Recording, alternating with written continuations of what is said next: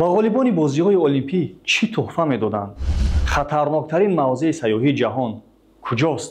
челонгаре ки ситораи синамои дунё шуд, Чарли Чаплин дар бораи зиндагӣ чӣ гуфт? Дуруд азизон, фаҳмидан мехоҳед? Пас бо мо бошед.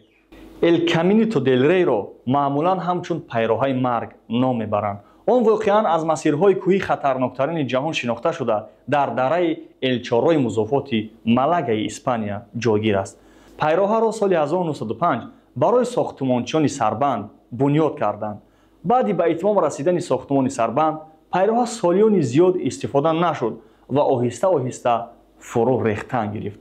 аммо вақте ба туризми экстремалӣ таваҷҷӯҳ пайдо гашт, тамошобинони Эл Каминито дель Рей ба маротиб афзуданд.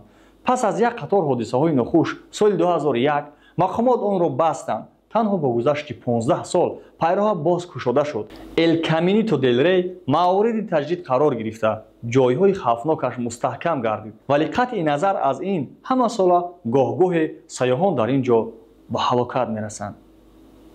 зиндагиро бояд дӯст дошт.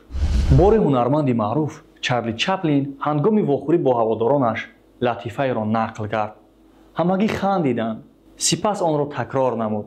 ин бор фақат қисме аз тамошобинон хандиданд. вақте ки бори сеюм латифаро гуфт, касе нахандид. пас Чарли Чаплин бо ин суханон ба онҳо рӯ овард. агар як латифа наметавонад шуморо чанд бор бихандонад, чаро як ғам бояд борҳо бигирёнад?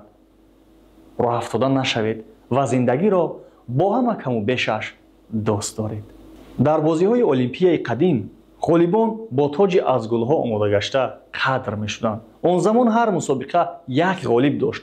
ғолибонро на танҳо дар ватани худ, балки дар тамоми олами юнонӣ шукӯҳи ҷовидонӣ интизор буд. ба ғайр аз короибос, аввалин чемпиони олимпӣ то замони мо исми чемпионҳои дигари номвар расиданд. масалан Милон аз шаҳри Кротон, шогирди Пифагори машҳур, барандаи 7 тоҷи гулҳо мебошад, ки ҳамаи онҳоро дар мусобиқаи гӯштӣ ба даст меовард. хонаводаи Диагор аз ҷазираи Родос дар бозиҳои олимпӣ беш аз 80 сол иштирок карда, барои ҷазираашон 10 тоҷи гулҳо овардааст. ҳамчунин Леон Диас, ки ӯ ҳам аз Родос буд, 12 маротиба дар мусобиқаи дав пирӯз шудааст. Ҳаррисон Форд, актёри амрикоӣ, барандаи Оскар, 4 маротиба ҷоизадори Глобуси тиллоиро аксарият мешиносанд, вале ба гумони ғолиб баъзеҳо намедонанд, ки ӯ то 35 солагӣ челонгари оддӣ буду ба санъати кино алоқамандие надошт.